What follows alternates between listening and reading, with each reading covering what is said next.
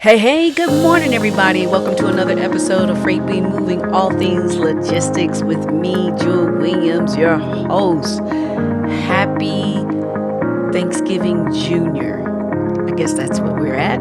We are just on the eve of Thanksgiving. I cannot believe we are almost done with 2022 and we are just barreling into 2023. I'm so excited. So today, I wanted to talk about something that's been in the news. I'm sure many of you have already heard about it. I saw some information about it floating across social media a few days ago, and I thought today would be a good day to kind of dig into this after I did some research. And the news is about mass layoffs. You know, every year around this time, it's sad, but we see a lot of mass layoffs with companies. I don't understand it because the holiday season is supposed to be the time when we're joyful and we're celebrating that we made another year. We're giving thanks for all the blessings that we have. And yet, many of us have suffered a layoff. I mean, earlier this month, you had layoffs from C.H. Robinson. There has been announcements from Amazon doing mass layoffs. There's been numerous reports about more companies laying off people. And the latest that is circling pretty heavy in the news is the layoff from Lane Furniture Company, also known as United Furniture Inc. And they are a furniture manufacturer, distributor, from what I can find out. I'm not clear, so I don't want to misrepresent. I'm not clear 100% if they manufactured all their furniture, but I do know that they were in the furniture business. When you do a Google search, as I love to do, you can see that the company had furniture at Big Lots, Amazon, American Freight, even the Classy Home, Wayfair, AFA stores, which I believe that's the military shopping. But looking at all this, I'm like, wow, the company had furniture in a number of places. So the report that I'm reading off of is the one that is in CDL Life, and Ashley wrote about this November 22nd. And the story basically says that all of the employees received an electronic message stating that they no longer had a job, that the company had experienced some unexpected event and they had to lay off everybody immediately, and that the only ones that were not immediately terminated were people making deliveries, so they're some of their truck drivers. And so, I'm always curious as to when does an employer know that things are not looking too good. Now, I'm a business owner. Thankfully, I have me and I have a virtual assistant. All that I do is me and a virtual assistant. Now, of course, my goal is to expand that. However, at this time, I know what my cash flow is. I know what my business is capable of doing and what the market condition is to my business. Now, thankfully, I don't have to worry about a whole bunch of people to tell what's going on. But it got me to wondering, when should a business owner share that information? When should they be open and transparent? And should they be open and transparent? Should they tell their employees, hey, currently the company is in trouble and we may not be able to keep our doors open? Should they wean them off? What should they do? Comment down below. I would love to hear you guys chime in as to what's your thoughts on an employer being truthful about the fact that employees will no longer have a job, especially around the holidays? I mean, it's Thanksgiving tomorrow. Really? So, love to hear your comments. Comment down below. If you like what you're seeing, give a thumbs up. Go ahead and hit the like button for me. I would love to have you as a subscriber, as I am producing content to not only just entertain you, but to also keep you informed about things to help you make decisions as you're growing your business, as you're developing as a leader in your business, or even developing as a leader in your organization that you work in. Information is the key. All right, now back to the programming. So I was looking at some of the information, and in regards to warning signs, one of the biggest warning signs that raised to me was the fact that in the summer of 2022, the company, UFI, fired its CEO, CFO, and executive vice president of sales and laid off about 300 workers. Now, that was in the summer of this year, 2022. To me, that is a huge warning sign that something was disarray in the organization. Yet as an employee, you may not have a lot of options, as it looks like the company has locations in Winston-Salem, North Carolina, in Tupelo, Mississippi, and Victorville, California. So several locations. And when I read the 300, was that 300 at one location? Was it at several locations? So if it was spread out, maybe people didn't really think anything of it. They probably thought, well, it's just some changes going on. And if people weren't satisfied with the performance of the company and they saw these 3 individuals getting laid off or fired, they also may have thought, well, new management's going to come in, clean things up, and things will be smooth sailing. So that didn't happen. But at the same time, there were still probably other warning signs that some people may have thought they saw, but weren't sure that they saw. So I got to thinking, when should people say something? And why don't leaders say something? Why do they keep it a secret? So I Googled, and here's some answers that Google gave me. So why do leaders withhold information? They are often motivated by personal gain or protection from the consequences of their poor performance. So that was stated by Benoit Consulting Firm, January 2021. That is a good reason why most leaders won't say anything. The other one was, why do managers hide information? The response of this question was, these leaders and managers secretly believe knowledge is power and therefore seek to keep any valuable knowledge to themselves. Now, I have a story behind that. But before I get to that, so this came out by People Development Magazine in September 24th, 2020. So I have a story behind that. I have met several leaders that do not share information. And it always perplexes me, because if you want me to perform effectively and efficiently, information is essential. It is a critical element to top performance. That's my belief. And so when leaders are not sharing, this right here is a key indicator to that fact. They believe knowledge is power. So it is about holding on to power because they fear something.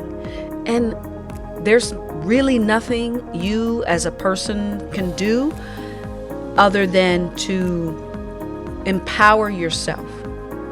And to empower yourself, if your leaders are not going to empower you, is you have to learn how to see the information by looking at the signs around you, by evaluating the environment, paying attention. And it's not that something you have to announce to everybody, but you have to raise your sense of awareness as to what is happening in your organization. Some organizations release newsletters to keep people informed about key topics. Make sure you're getting a copy of that newsletter. Make sure you're reading it. Some people are watching what's going around, watching how volumes go up and down in cycles.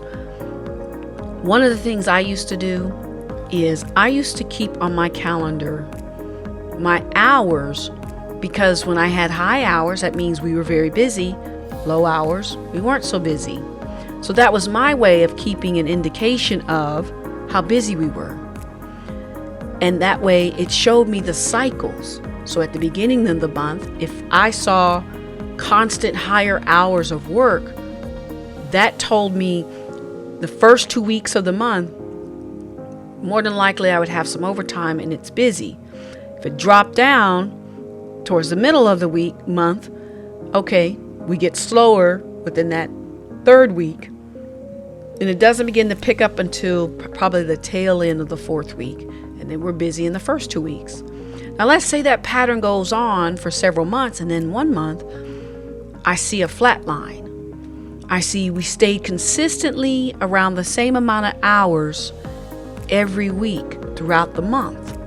So I will evaluate that to tell me, is this a continuing trend, or is this something that's just a hiccup in the system? And of course, paying attention to local news, paying attention to the news about the industry that you're in, all of those things are things to help you become more aware and in tune to what is happening in your organization so that you can be prepared for situations like this.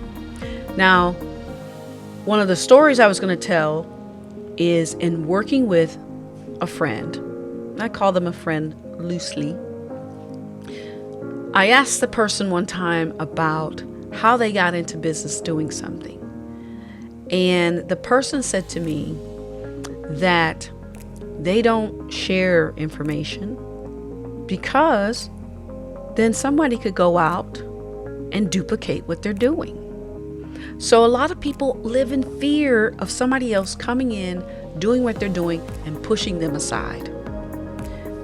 The fact of the matter is, everything has an expiration date. Everything. I didn't coin that, but my niece did. So I'm going to do a shout out to Lorena and say, thank you for coining that on Facebook. So everything has an expiration date. Everything has an expiration date. We're going to expire someday. All right, let's get back to some of the quotes or some of the information as to why do people withhold knowledge. So in this one, it says, why do people not share information? It says they are afraid that if they share knowledge, they will lose their status as a guru. They will lose their status as a guru. Now, this was stated on a LinkedIn post, 16 Reasons Why People Don't Share Their Knowledge, September 29th, 2014. People want to be seen as knowledgeable, as the go-to. I feel that if you can fish, you will help me in the long run, because if my stream grows a little light, maybe you might toss me some fish. Maybe you might toss me some information on where I can go to find more information. There's abundance of knowledge, and people are going to find it one way or another. So that might be another reason why people don't share. So in doing this whole process, I also got to thinking, is the right to know a part of our Constitution. We all have freedom of speech. That is our First Amendment right, freedom of speech. Some speech is not protected. Your obscenities and profanity and inciting violence and things like that. Yet, for the most part, we have freedom of speech. Yet we do not have anything in our Constitution that says we have a right to know. That's right. It says here that there is nothing in the Constitution about the public's right to know. Nothing. Isn't that something? We don't have the right to know. So if we don't have the right to know, that means we have to take the initiative to learn on our own. Yes, I think we take for granted that because we go to school and we're taught that we have the right to know. But going to school and being taught is about conditioning us so that we can be in the workforce. That's it. That's the incentive behind teaching us. It's not necessarily about us having a right to be educated. It is about our economy would implode if we stop teaching people information. So, but once you get beyond that high school, unless you go to college, once you enter the workforce, a lot of employers don't think it's relevant to teach their people what to know. Now, there is a law, though, called the WARN Act, Worker Adjustment and Retraining Notification Act, under 29 U.S.C. 2100. And that act protects workers, their families, and communities by requiring most employers, keyword most employers, with 100 or more employees to provide notification 60 calendar days in advance of plant closings and mass layoffs. So there is a law that protects workers.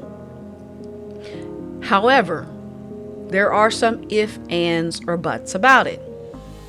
And that is where we come to the fact sheet on workers and the labor law.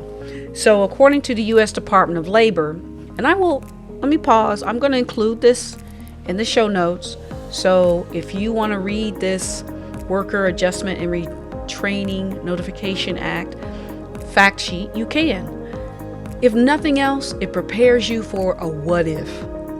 And you might be able to share it with somebody you know who's you may think is in this condition. So the act basically encourages employers to give their employees sufficient notice about a closing. And of course, that's would be a nice thing to do. Yet, as we see, employers don't agree or see it in the same way. And one of the things that's kind of tricky in this is this employer coverage. So it basically describes the if, and, or buts about the law as far as employers complying with it.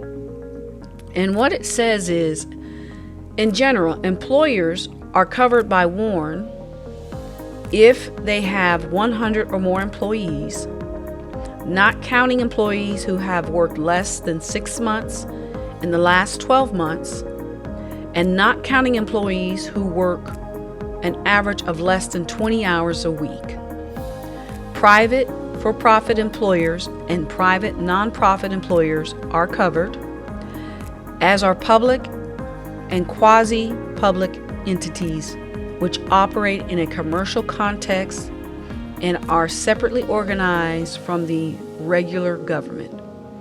Regular federal, state, and local government entities which provide public services are not covered. So let's just throw out some numbers. Let's say that the company has 200 employees. However, 50 of those employees were hired in the last 6 months. So that's out. So now we're down to 150 employees. And let's say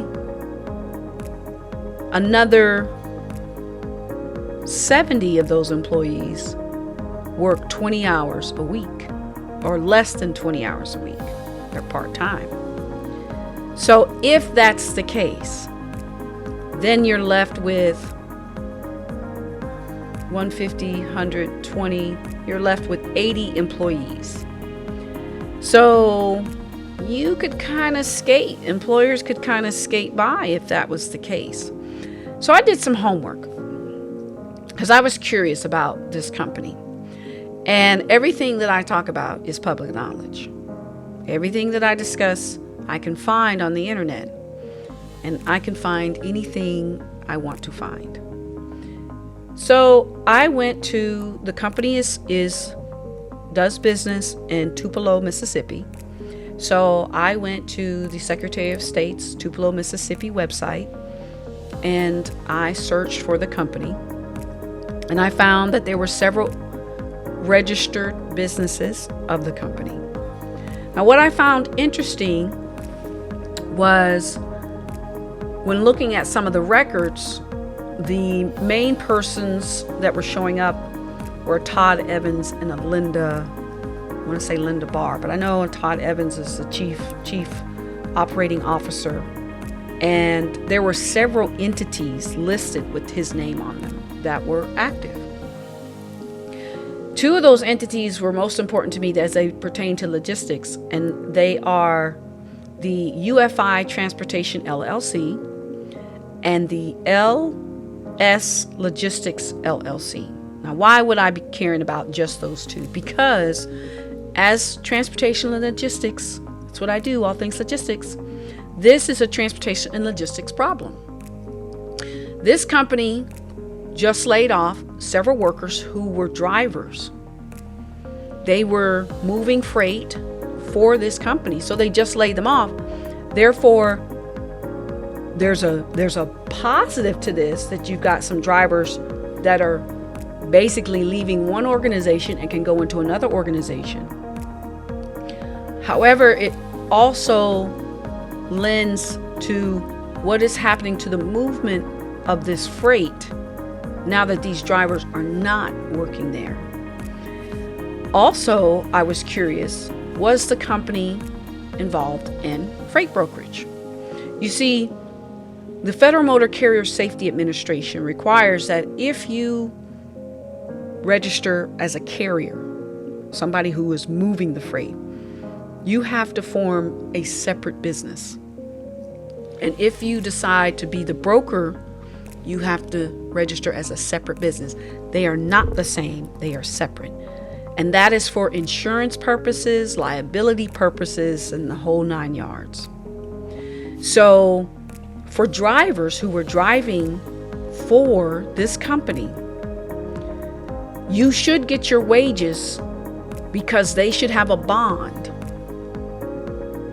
And as a driver, you may be able to get a claim based on that bond. Don't quote me. I'm not an attorney. I'm just making some hypotheticals based on what I know about bonds, because I too am a freight broker. And I know if a driver drove for me and I did not pay them, they could make a claim against my bond and that would pay them. Now, on the other side of this, as a carrier, you have this insurance information, and that's a whole different story. So I'm just putting that out there. So I did my homework, and I did find out that the company was registered as a broker, and the person was Todd Evans, connected to that. And they were also registered as a carrier. And as a carrier, they showed they had 213 drivers.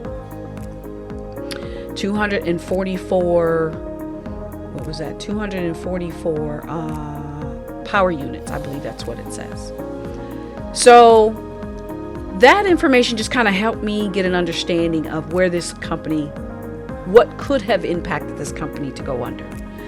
With the rise of diesel prices, with the rise insurance cost, There could have been a number of things that have triggered the closing of this business. They couldn't incur any more debt. They had basically run the gamut. And with the firing of those 3 top leaders in the summer, that right there was the main warning sign of all warning signs. Because that right there, when you have to remove the top head of the dragon, that's because the dragon's body is not doing well. That's just my fable. So if the top isn't well, the body isn't well. So that was a key indicator right there for the warning signs.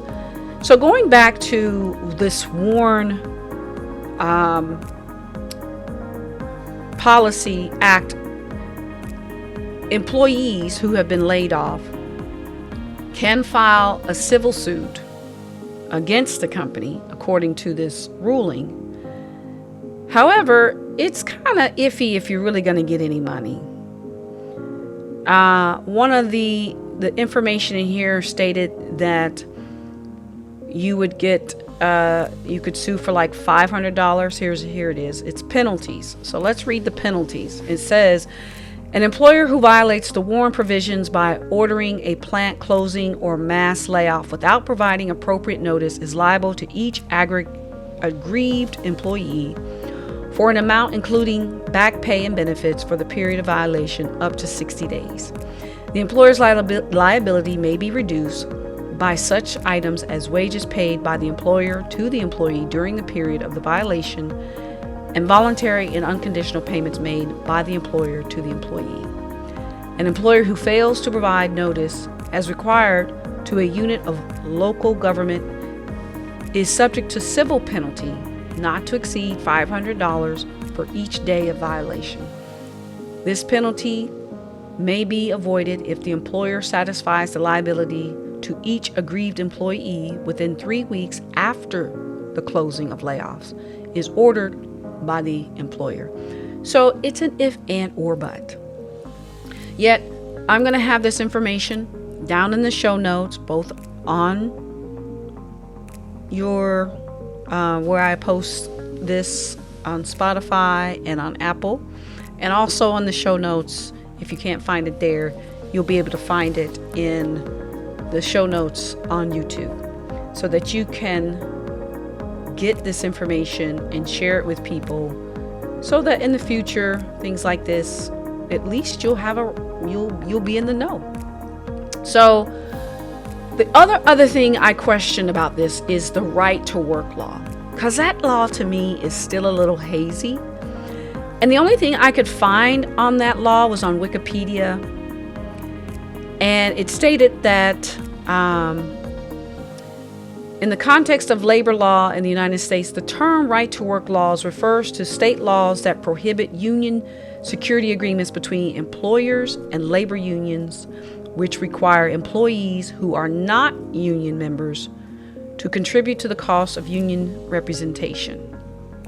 Unlike the right to work definition as a human right in international law, U.S. right to work laws do not aim to provide a general guarantee of employment to people seeking work, but rather guarantee an employee's choice of being a member of and financially supporting collective bargaining organizations, i.e. labor unions. So that's, to me, it's still unclear as what that means, because I know a lot of people probably be leaning on the fact that, hey, Mississippi is a right to work state, and who else? Mississippi, they were in West Virginia, and I believe that is also a right to work state. And who else? Okay, here we go. So right to work states, you got 28, and they are Arizona, Alabama, Arkansas, Florida, Idaho, Georgia, Indiana, Kansas, Iowa, Kentucky, Michigan, Louisiana, Mississippi, we're Mississippi, Nebraska, Missouri, Nevada, North Dakota, North Carolina, Oklahoma, South Dakota, South Carolina. They are in South Carolina, Winston-Salem. Tennessee, Utah, Virginia. They were in West Virginia. Texas, Wisconsin. And there's a few more. But I know they were in those states. So therefore, I believe they may fall or lean on that particular law. It's unclear. Like I said, I'm not an attorney. I just thought that this is a good topic to talk about, being that it does pertain to transportation and logistics in the labor sector of that. And I know several layoffs in the transportation and logistics industry, not only in the last 6 months, but also over the last few years of watching and monitoring this. Usually around the holidays, there seems to be this huge dump of employees into the workforce. So, to all of those who are out there and had this unfortunate event, I send my blessings to you and hope that your family definitely gets back on its feet quickly. Stay informed, stay knowledgeable, keep abreast of as much as you can, because as you can see in my discussion today, not all leaders are about sharing information, and not all leaders are about empowering people, and therefore you must empower yourself. So have a wonderful, wonderful holiday as best you can. Keep your face and be cheerful. And if you are on the road traveling, whether you are in a 16, 18, or four-wheeler, I don't care how many wheels you got on your vehicles, I'm going to need you to be safe. Slow down and just breathe. That's it. Just breathe. It'll all get better. It will. The storm will blow over. The snow will melt. The rain will stop. The sun will come out. And you will have peace. I guarantee. All right. Peace and love. I will see you on Monday. I will not post any of my videos during the holidays, as I will be resting and doing blessings for me and my family.